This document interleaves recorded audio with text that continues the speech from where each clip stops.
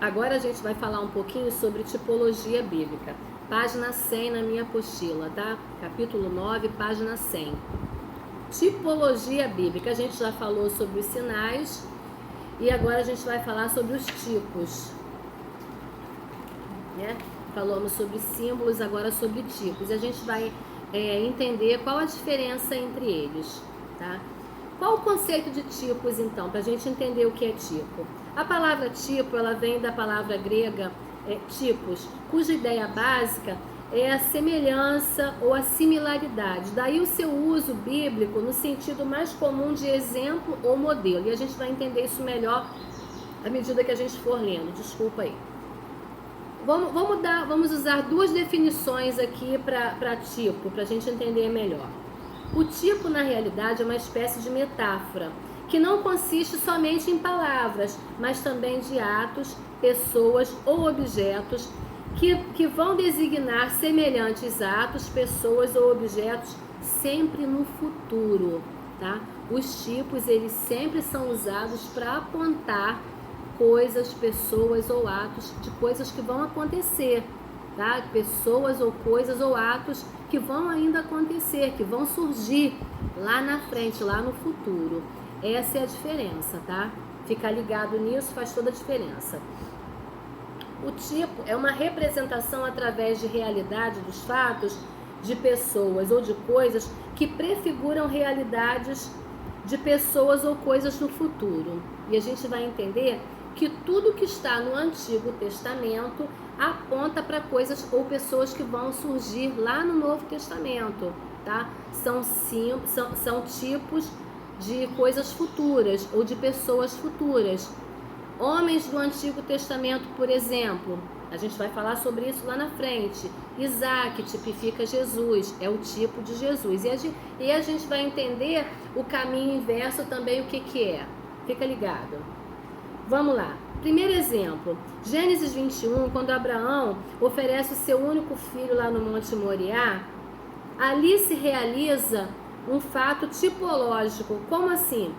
Aquilo ali que acontece, Abraão oferecendo seu filho em sacrifício, seu único filho, o filho da promessa, é a representação de uma coisa que aconteceu lá no passado, através do sacrifício de Isaac, estava apontando para algo que Deus faria. Então ali Abraão tipifica Deus e Isaac tipifica Jesus. Quer dizer, o Deus que oferece o seu filho em sacrifício, tá? Então, Isaac, então, é o antitipo de Jesus. O tipo é aquele que aponta para o que virá. E o antitipo é o que aponta para aquele que já passou. Ok? É sempre assim, eles estão interligados. Segundo exemplo, em Números 21, fala da história da serpente, né, levantada no deserto por Moisés. A serpente ali é o tipo de Jesus sendo levantado na cruz. Isso aponta para a redenção de Cristo na cruz, tá? E Cristo é o antitipo dessa serpente, que foi algo que aconteceu lá atrás, apontando para Cristo, ok? 4 afirmações sintéticas, então, são feitas com relação aos tipos. Fica ligado. Primeiro, tipo é um modelo ou imagem de alguma coisa no passado. O tipo, ele sempre se encontra no passado. O tipo, ele sempre vai apontar para algo no futuro, tá? Uma realidade, alguma coisa ou alguma pessoa que vai surgir lá no futuro. Isso aí é regra, não muda nunca. A prefiguração é chamada tipo. Quer dizer, o fato que está no passado. E o cumprimento ou a realização vai se chamar antitipo, o fato que está no futuro. Foi o que eu falei. O tipo é Isaac, que está no passado, apontando para Jesus, que está lá que vai estar no futuro. Jesus, então, é o cumprimento, é o antitipo de Isaac, que ficou lá atrás, tá?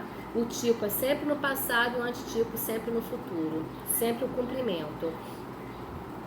A tipologia, então, ela se baseia na suposição de que tem um padrão na obra de Deus através de fatos históricos. Vamos lá. A gente vai pegar João 3,14 para entender. E do modo por que Moisés levantou a serpente no deserto, assim importa que o Filho do Homem seja levantado, para que todo o que nele crê tenha vida eterna. Jesus ressalta aí duas semelhanças entre o que está para acontecer com ele e o que aconteceu no passado na história de Israel. O levantamento da serpente e o levantamento dele próprio na cruz. E a vida para todos os que respondem ao objeto do levantamento. Lá no passado, quando o povo estava precisando que a serpente fosse levantada diante deles para que eles tivessem vida, porque estava todo mundo morrendo pelas picadas das serpentes, pelo veneno das serpentes, a serpente, quando é levantada, faz com que aquela praga cesse, a mortandade acabe e todos fiquem vivos, todos permaneçam vivos. Da mesma maneira, quando Jesus é levantado na cruz, o objetivo de Deus se cumpre e todo aquele que vê em Jesus, o Filho de Deus, e crê nele, recebe vida eterna. Ok? E a gente vai ver então 4 afirmações sintéticas que se pode fazer a respeito desses tipos que se aplicam no Evangelho de João, nesse texto aqui do Evangelho de João. Primeiro, a serpente ela é apresentada como uma imagem de Jesus no passado, tá? A gente já viu isso aqui. A serpente era levantada e o povo recebia vida. Jesus é levantado e aquele que nele crê recebe vida. Segundo, a serpente é uma figura de Jesus. Jesus é a realidade, é o cumprimento. A serpente, então, é o tipo, porque estava no passado. Jesus, então, é o antitipo, porque estava no futuro que se cumpriu. Vamos lá? O padrão da obra que Deus fez no episódio da serpente no deserto, na época de Jesus, se repete plenamente na pessoa de Jesus na cruz. Olha aí que lindo.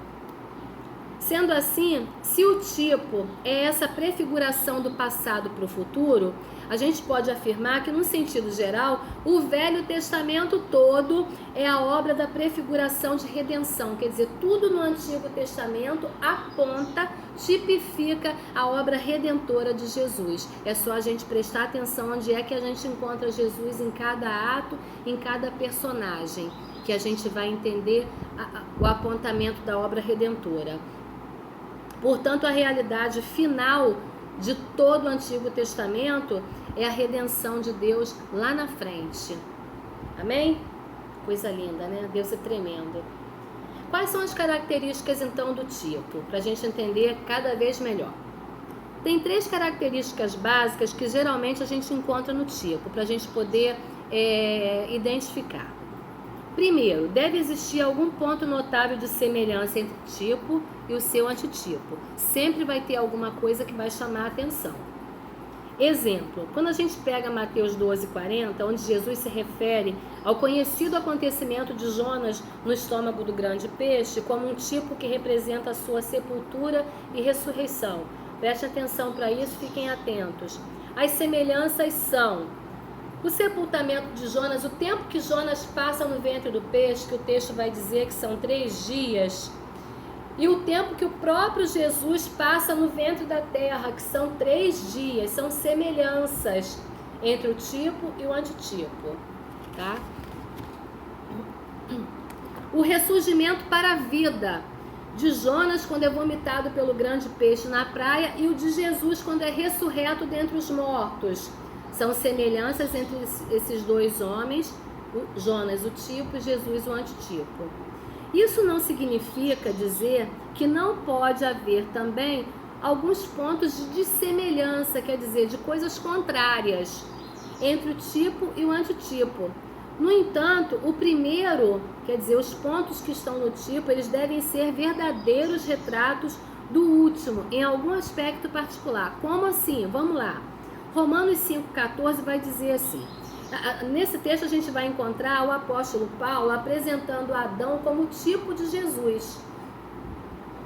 Cristo é chamado do segundo Adão, mas a Bíblia aponta mais para as dessemelhanças entre esses 2 homens, Adão e Cristo, do que para as semelhanças. E isso também é para nos chamar a atenção. Lembra que a gente falou que sempre vai ter alguma coisa que vai nos chamar a atenção? Preste atenção nisso aí. Primeiro, Adão é chamado de ofensor de Deus, mas Jesus é chamado de obediente. São coisas que gritantes, são dessemelhanças gritantes. Adão ele traz morte para a humanidade, mas Jesus traz vida.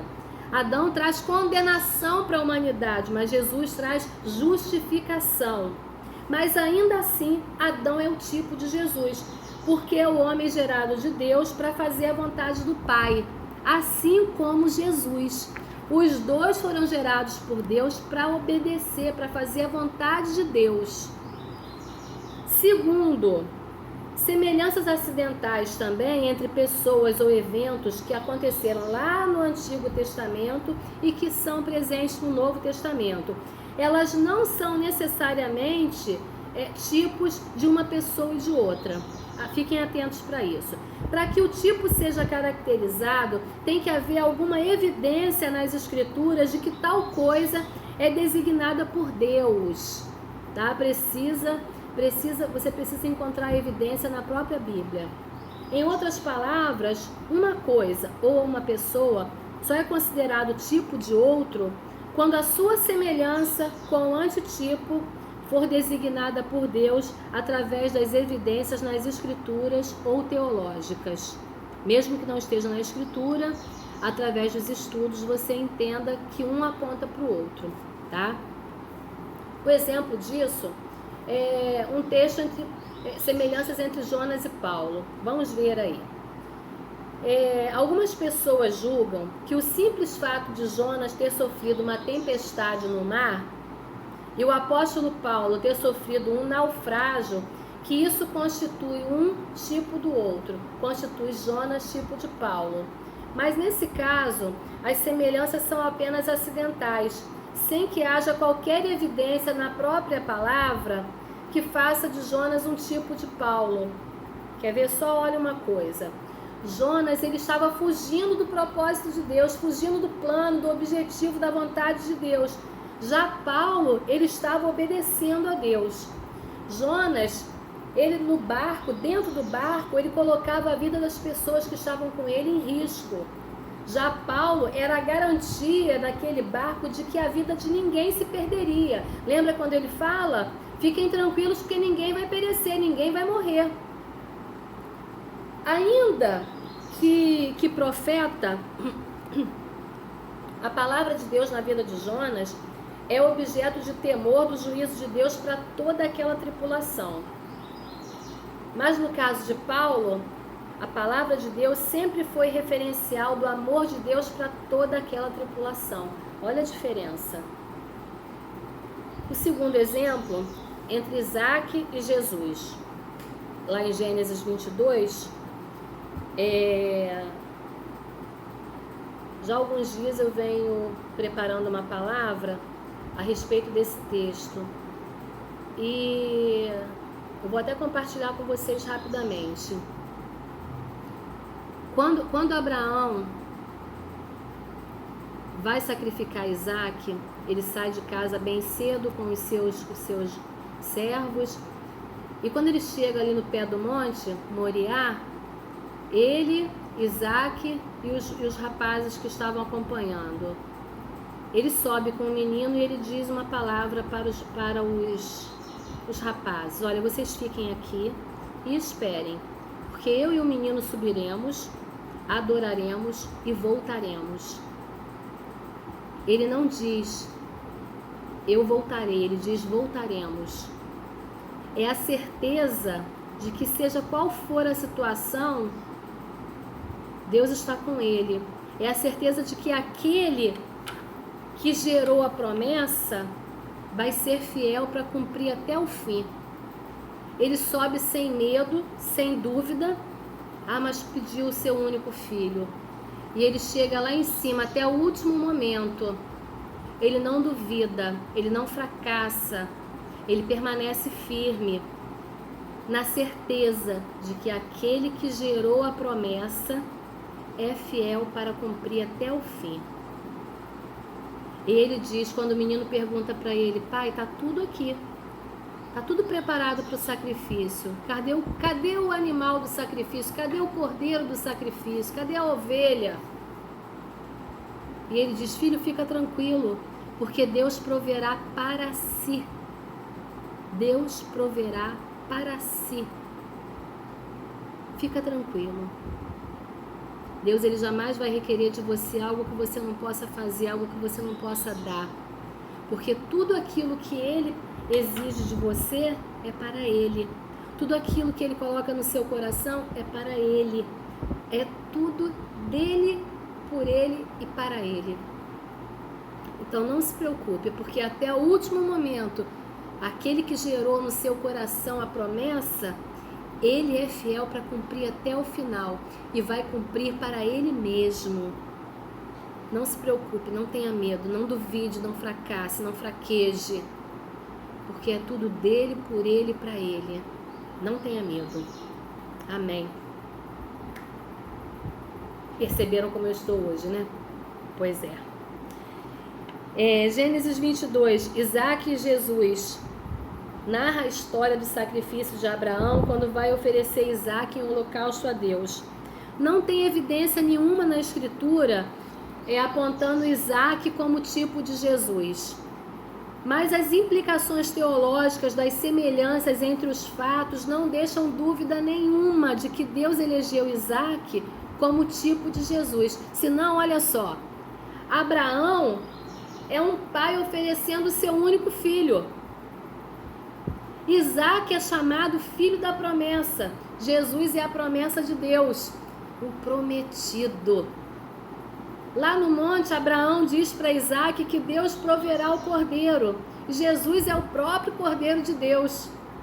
O filho é chamado da morte para a vida, porque Abraão já estava mesmo ali para imolá-lo. Ele já estava considerado morto, porque até o último minuto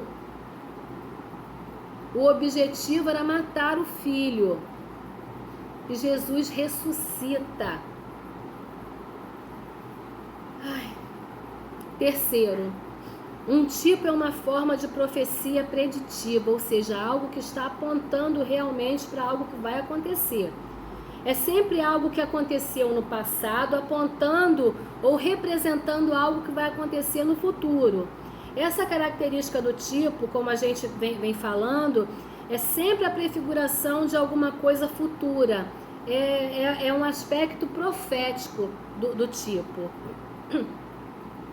Resumindo, para que um evento, uma pessoa ou um objeto seja considerado um tipo, tem que haver uma semelhança ou uma analogia notável entre o tipo e o seu antitipo, uma evidência de que Deus, através das escrituras ou teologicamente, indicou que o tipo representa o antitipo, ou algum antitipo futuro correspondente, tá? Alguma coisa lá na frente que corresponda àquele tipo lá no passado.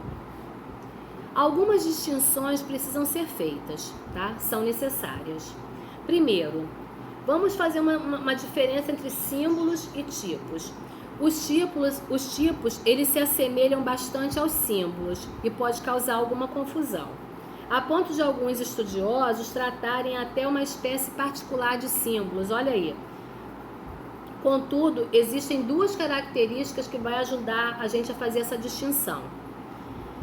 Primeiro, os símbolos, eles servem de sinais de algo que representam sem necessariamente ser semelhantes nos aspectos. Lembram quando a gente falou lá atrás do pão e do vinho? Pois é. Em Apocalipse 2, os 7 candeeiros de ouro são tomados como símbolo da igreja da Ásia, mas são apenas sinais, sem qualquer semelhança real com as igrejas na sua forma.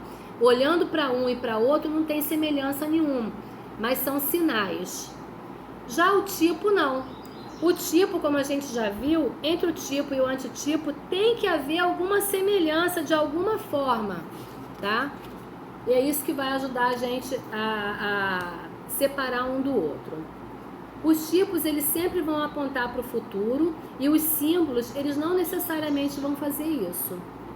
Um tipo, ele sempre precede historicamente o seu antitipo, quer dizer, aquele que vai vir lá no futuro. Já o símbolo, ele pode preceder, pode coexistir ou até mesmo vir depois daquilo que ele simboliza, tá? Segundo, entre os tipos e alegorias, qual a diferença entre tipo e alegoria? Porque a gente pode fazer confusão com isso também. Não há qualquer associação de estudo tipológico das escrituras e o método alegórico de interpretação. Importante a tipologia é a busca de vínculo entre os eventos históricos, pessoas ou coisas dentro da história sagrada, dentro da Bíblia. Já o alegorismo é a busca de significados secundários e ocultos que vão sublinhar o significado primário e óbvio da narrativa histórica.